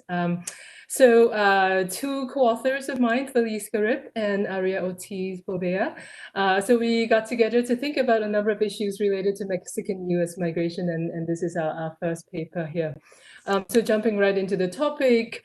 So what I wanted to show you guys is a map of the US-Mexican border. It is around 2,000 miles long, going all the way from San Diego to the Rio Grande. What is illustrated here is also the 9 what is called border sectors of the US-Mexican borders. Essentially, these are administrative sectors to which the US Border Patrol provide dedicated and targeted resources to enforce the border, both in terms of smuggling as well as illegal immigration. Now, putting our economist hats on, if you think about the question of exactly where along this border should I cross from Mexico to the US, I think if you think that the border itself is relatively uniform, what you want to do is to draw a line from right where you come from to where you want to go. Where the straight line cuts the border is exactly where you want to cross. That's, in a sense, is our distance minimizing crossing location. But as it turns out, the data that we look at is far from that. In fact, what we find is very touchingly. It's very actually as you go through each of these paths, you kind of see the effort they take to plan out these routes, right? So we have individual migrant histories as to where they come from and where they're going, and also where they cross the border. And what you see is that, in fact, people cross in very, go far away from where might be the distance minimizing crossing location. There's a lot of concentration here in Arizona. There's a lot of concentration here as well as in San Diego, and more recently, a lot of concentration in the Rio Grande as well. And so when you think about it then, well, what is therefore causing this distribution of crossing location? Perhaps it is also in terms of differences across crossing location itself as well. And so what you find here is, what I have here is a graph for you in terms of the climate along the border. And so whereas it is true that there are migrants coming from San Diego, which is right here, coming through Tucson, Arizona, which is right here, what we find is that even amongst crossing locations that are common and popular, they are also very different. And so it is not true, therefore, in a sense, just looking at the data so far, that people do not choose distance minimizing locations. People also do not choose the easiest locations to cross because evidently many people are choosing from the. And so we want to look for other sources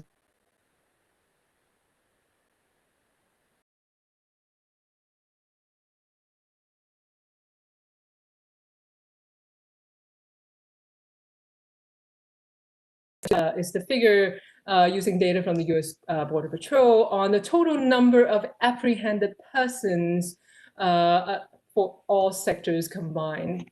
And so you will see the study period of this paper is between 1980 and 2005. And so in a sense, we're trying to hit the peak of the illegal immigration flow from Mexico to the US.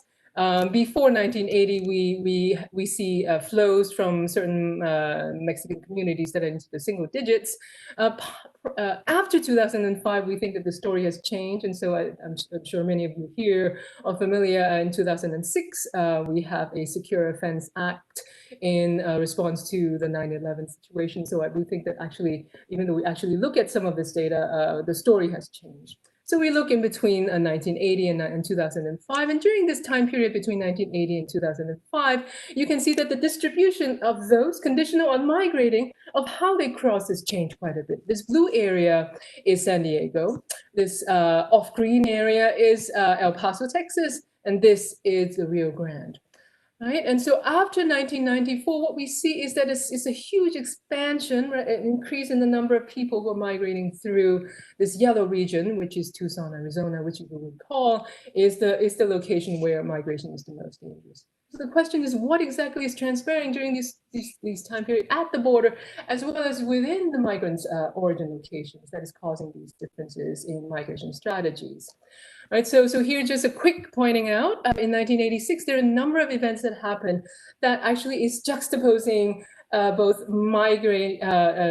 border enforcement policy as well as trade policies at the same time. And so in 1986, two things happened. First of all, in the US, the Immigration Reform Control Act was put in place, making employment of illegal immigrants illegal for the first time in the US. It also increased border enforcement at the same time. 1986, as it turns out, is also a very important year in terms of trade. It is the year when Mexico actually acceded into the GATT at that time. The next event that is also important during this time is 1994. 1994 was a very busy year. Between 1994 and 1993, two major border operation took place, called Operation Gatekeeper and Operation Hold the Line. Essentially, respectively, increase enforcement at the border, respectively for El Paso as well as for San Diego, was put in place. Essentially, it's one of the main argument that people use that explains the shift from San Diego, El Paso into Tucson, Arizona. But as it turns out, 1994, as we all know, is a year where other things happen as well. First of all, is the Mexican peso crisis. And second of all, is, as already mentioned today, is also the onset of NAFTA, which had, as we know, a huge impact on Mexican agriculture and the incentive for people to migrate. So with all of these in mind, we want to kind of juxtapose not just what's happening at the border, but what's happening at the migrants' origin communities to think about why people make these dangerous migration choices. And so just before I leave this motivation slides, I also wanted to show some data on crossing costs as a fraction of GDP per capita in Mexico. So just to show that migrants, it couldn't possibly be that migrants make these decisions lightly. In fact, the cost of migration is as high as 20% or sometimes 45% of the GDP per capita of these individuals. So it's a very expensive proposition. Right, so having said that, very much related to Francesco's paper just now, so perfect timing here. We wanted to talk about the choice of crossing location. Previous literature, and I must include Francesco's papers here as well, focus on different measures of border enforcement, targeted operations, and so on, increase border enforcement patrols, technologies, and so on two things. First, crossing deterrence, so people just don't go anymore. And secondly, crossing displacement, that people, if they go via a different route. And these are all in response to what's happening at the border. And so what we want to focus on is paying due attention to that. In addition, adding a distance that a migrant has from his origin, as well as where he's going, his destination to the border sector. But we also want to add individual level characteristics, such as your income level, your education level, your gender, community level characteristics, which has to do with shocks that comes because of trade agreements, shock that comes because of import penetration, or differences in history of a particular region. And then finally, the juxtaposition of these two things, right? That in fact, we're interested in alternative specific responses of individual and community forces, meaning for a person who is exposed to, let's say, a negative income shock, does that expose him to a higher incentive or a lower incentive to migrating through, let's say, a riskier location of migration? Right, so these are the questions that we wanted to ask, and so in addition to thinking out loud, we wanted to provide a theory as well. So just quickly check my time. So I know that I won't be able to finish altogether, but I just wanted to show you in 3 slides exactly what this paper is going to accomplish, and then I can go into detail on selected things. So in terms of the theory, we wanted to think about a very, very simple theory of how migrants balance the risk of discovery, accidents, and border enforcement at the crossing. What we find is that crossing determinants are alternative specific. What we indeed find is that the poor, right, those who are exposed to a negative income shock, chooses high risk and high rewards locations subject to credit constraints. Right, so it is the poor who are going to be more exposed to these more dangerous locations. So I think quite appropriately for this particular conference. We highlight 3 types of factors. One has already been highlighted in the previous, in the paper that has been presented just now, on border-specific determinants, such as border enforcement mechanisms. We look at individual and community level characteristics, as I mentioned earlier, and of those, we want to separate out permanent and idiosyncratic income shocks, and to show that in fact they have very, very different effect on how people choose how to migrate. In terms of the evidence that we provide in this paper, we use individual migrant history on crossing location, origins, as well as destination using the Mexican Migration Project data. We show that the 9 border sectors, in fact, are very, very different in terms of risk-reward profiles. We, in turn, estimate a McFadden choice model of the probability of selection into one of these 9 borders. And we want to demonstrate that, in fact, individuals are more likely to prefer the Tucson high-risk, high-reward location over San Diego, which is safer, but less rewarding in the sense of it having been already accounted for in terms of stricter border enforcement. Who are the individuals that are more likely to prefer the high-risk location? Well, what we find is that those who have low education level experience permanent adverse income shock, which we instrument using the 1994 NAFTA trade agreement, interacted with agricultural share of labor force in the community. And then also those who experience temporary positive income shock because that relieves them of their budget constraint of migrating. And so that's, in a nutshell, it's basically the empirical findings of this paper. I feel better because now it's out. You guys know what it is already. And then finally, in terms of policy implication, I think it's also worthy of mentioning that I think a lot of the migration literature focus on the effectiveness of border enforcement in terms of it being a cost minimizing one, targeting locations that are perhaps low risk, targeting locations that are more migrants frequent.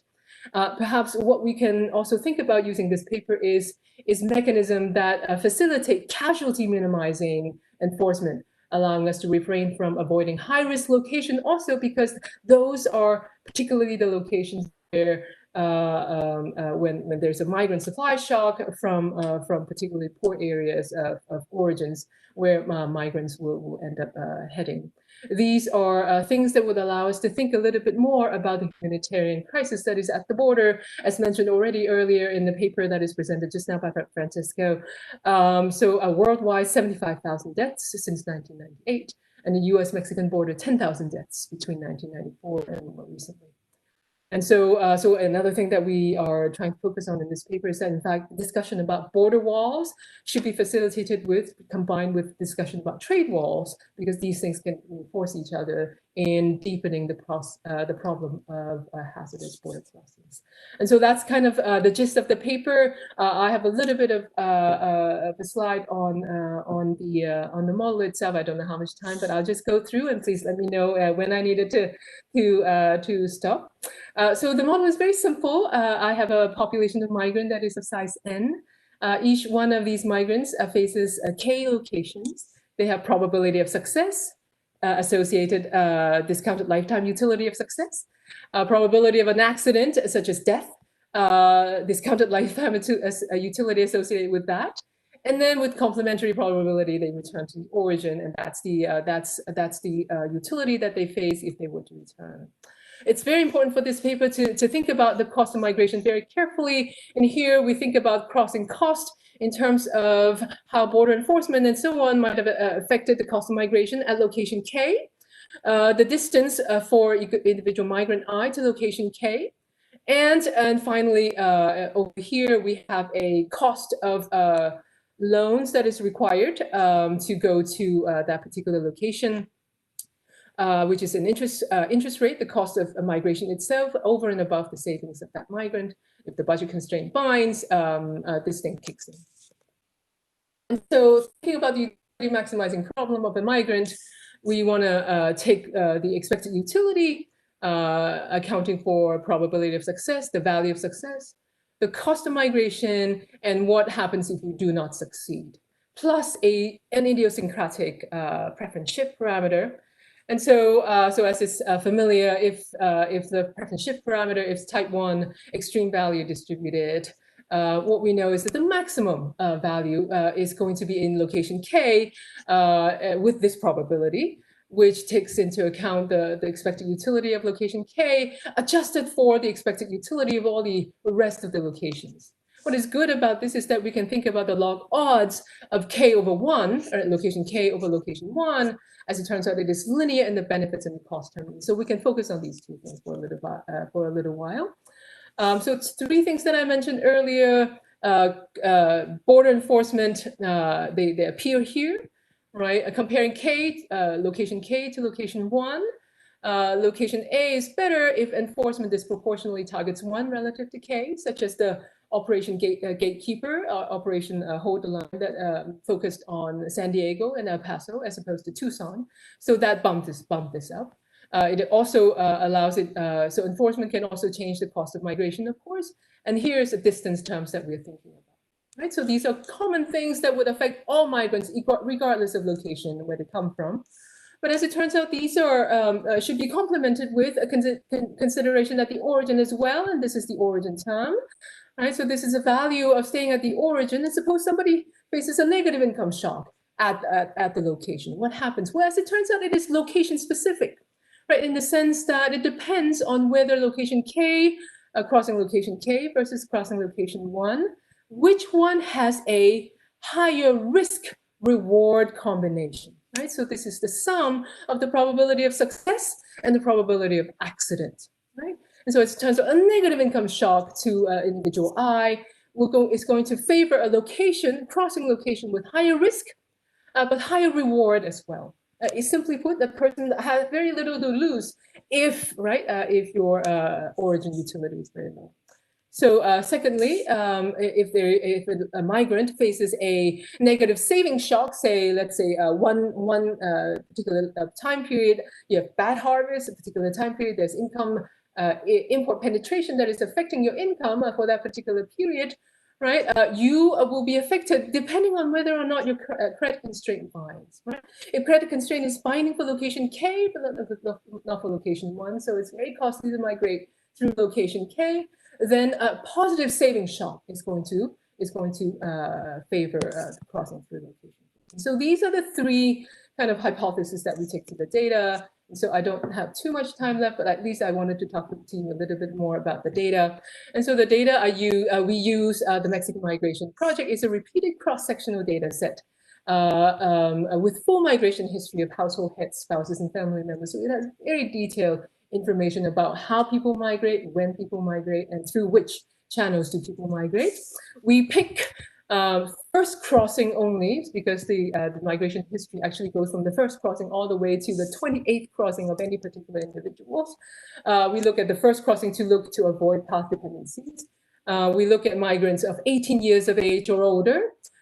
We look at, so with these two things combined, we have 2,500 individual migrant history, but we do have 9 crossing locations. So altogether that makes around 22,000 observations of binary decision choices. So altogether there are migrants in our data set from 153 Mexican communities bound for 38 US states. A little bit of a caveat about our data set is that it is more circular than migrant during this time period of analysis. And so people because the surveys are conducted in rural areas. And so these are at that time more circular migrants as opposed to permanent migrants who truly in the US and probably not being able to be surveyed for this time during this time period. They're mostly illegal rather than legal. In fact, more than 99% of these individuals that are surveyed and used in this data set are illegal at their first crossing. For us, these are advantageous because these are precisely the individuals that are most vulnerable to the hazards of crossing as well as to border enforcement. So in terms of measuring border enforcement, we use cumulative mileage of sector level border crossing. So as it turns out, even though the conversation about border walls is more recent, we have been building, in the US, we've been building border walls since the 1990s. And so all the way up to 2005, there are 84 miles of border walls in 6 out of 9 border sectors. We also use the implementation dates of 2 major border enforcement operations, as I mentioned before, Operation Gatekeeper and Operation Hold the Line, respectively in 1994 and 1993. And they're used in San Diego and El Paso. We also used measure for each migrant their distance from their migrant locations from each of the 9 border sectors. as well as the destination that they're going to and the distance from that to the border sectors. Furthermore, we have individual and community characteristics that we use in this data. So we have from the Mexican Migration Project education data. We also have gender data that actually have also included here. Permanent shocks to income. We use 1994 signing of NAFTA agreement as a potential adverse permanent rate shock. So I think I'm almost done. So I'll just finish this page and I'll wrap up. Thank you, Charles. And so we in this regression we use post NAFTA dummy interacted with AgShare. And then for idiosyncratic shock, we use more or less shift share measures of import concentration. So this is the ag import relative to GDP interacted with the labor share. We do this separately for agriculture and for manufacturing. And so I'll skip over some of these. And so I just want to quickly show you that this is what the regression will look like. We have a set of common characteristics where we're interested in the likelihood of migrating. Depending on these characteristics, migrating through El Centro, Yuma, Tucson, all the way to the Rio Grande relative to the base alternative here, which is San Diego. And so I think I'm just going to show perhaps a set of results, and then I will end here. Essentially, here we have a set of tests on case-specific variables. What we see is that an increase in the years of education of an individual decreases the likelihood of migrating through Tucson, and a permanent income shock increases the likelihood of migrating through Tucson, and a import penetration shock decreases the likelihood of migrating through Tucson, and so on. So essentially, it's basically what we were mentioning earlier. We conducted a series of tests. We have no time, of course. And so just in conclusion, I think what is important to note, in fact, what I want you to take away is that in thinking about how migrants choose a border location to migrate, it is important to think about not just what happens at the border, but what happens at the origins of the individual concern as well. And for us, for those of us who are interested in migration and development, it is also important to note that for those who are poor and vulnerable, also are more likely to be subject to the dangers at the border. Thank you so much.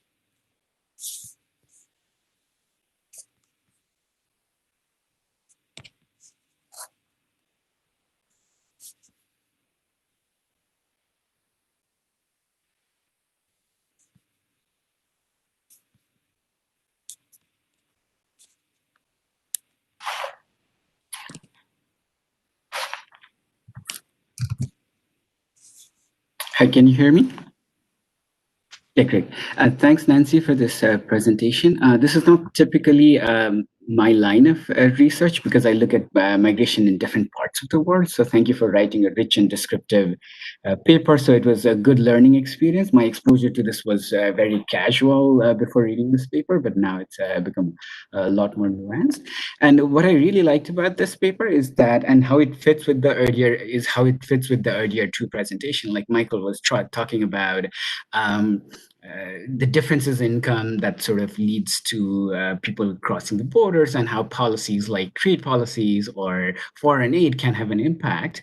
And then Francesco was talking about how border enforcement leads to this displacement, and in some sense, at least in the narrative sense, what this paper does is combine both and at least in a descriptive sense, paint a picture that the border crossing policies can have an impact that sort of move people towards a more riskier crossing that are much more dangerous.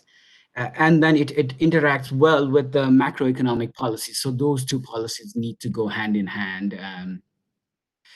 So at least like for people, policymakers in the US, for example, thinking about border crossing policies, then it probably the welfare calculation on that part could be a bit more nuanced. So I think that's one of the big contribution. So as Nancy mentioned, there are lots of things happening during this period. And they're like border enforcement policies and macroeconomic shocks that are happening at the same time. And it's hard to distinguish between what effect is what effect is dominating or what's happening. And similarly, there is also like different policies and different factors that you look at in the paper. For example, you look at success rates separately from the risk of death. But if there are policy variation or something that can identify those two separately, that would be an interesting angle to take the paper. And particularly since these crossing sectors are huge crossing sectors, I imagine there would be plenty of variation even within each of these sectors on how risky they are to begin with, and how not just how risky they are to begin with, but on the enforcement intensity. So you could potentially think about more granular approach to this, where you can tell a more identified empirical story than a rich narrative story. So I think that would be a great way to expand this paper. On the model side, at least, I think what you've shown is how the choice matters, but it would be also interesting to look at the extensive margin impact on what it does to the overall migration. And that sort of might be helpful for like welfare calculation on the US policymaker side. So it's like what you've shown is that these policies lead to people choosing sectors and certain kinds of people choosing sectors that are extremely dangerous. But then does that mean most of like overall is there a total reduction effect? And if so, how much? So I think the combination of two would give like a better way to do sort of policy welfare calculations, at least for US policymakers thinking about border enforcement intensity and those forth. And also like the model is quite good in terms of like illustrating various forces at play. But sometimes like it feels like there are too many moving parts that the empirical side cannot separately identify. For example, does enforcement intensity changes the cost or just the probability of success and hence the reward of not migrating? So I think like those kind of clarification could help. And particularly on the data side as well, I think like what the paper would benefit is a bit more descriptive evidence on like why people choose certain sectors in the to begin with, and then look at whether that's predictive of their occupation, if they're like specific, if, like for example, one area that I was particularly thinking is like, do migrants who go through the Tucson sector are mostly like agricultural migrants who go and work in plantation, who go and work in the agriculture sector in the US? As well as choosing where they migrate as well. And so that's a very, very good point. The second comment that you made has to do with the extensive margin, and you're quite right. And so in fact, in this paper, we wanted to think about how people behave conditional on migrating. So essentially, that's kind of the scope of the analysis that we set out for ourselves. But clearly, we can do more. And in fact, in the previous version of this paper, from robustness analysis, we basically ran the same model, but accounting for 3 types of migration. So for a Mexican worker, you can stay in your local community. You can migrate internally within Mexico, or you can migrate internationally. And so we did kind of this 3-prong analysis, looking at how NAFTA as a permanent trade shock might have mattered, looking at how import penetration as an EU trade shock might have mattered, and so on. So we did that, and we basically wanted to check the constraint channel. Essentially, if it is migrating internationally, we did that, we didn't show that in the paper, so perhaps we should. All right, and so I think one more point that you mentioned is very true, and namely, we do need to know a little bit more about the occupation of these people. Exactly for what reason are they migrating to the US and so on. And so in this paper, we can't tell exactly what is the occupation of the individual migrant. In a companion paper, what we try to do, using a completely different data set, we try to look at just agricultural workers migrating into the US and how they responded to different stimuli, including climate change. And so that would have to wait for a different paper and a different opportunity to present to you. But thank you so much for your comments. Those are really, really helpful. I really appreciate it. Thank you. Okay, I hope, can people hear me now? Yes. Okay, so I think this was a sabotage by my 10-year-old. All right, we have 4 other people online in the house. So anyway, this is excellent. I don't know if there are any questions. I don't see any hands up. We are 10 minutes behind schedule. So if there are no questions, I want to end the session thanking the presenters, everybody, and for staying through. And we're going to take a 20-minute break so people can go get their coffees or afternoon snacks in Europe. And then we will come back at 11:30. Please remember, we have 2 parallel sessions starting at 11:30. So depending on which session you want to go to, you have to click on that link. One is on the economic history and economics of culture, and the other one is on migration, education, and entrepreneurship. So I will end there. I don't know if there are any comments from anybody, or on the technical side from Ryan, Anna, or Mike. No? All right. Thank you, everyone. We'll see you in 20 minutes. All right. Bye. Thank you, guys.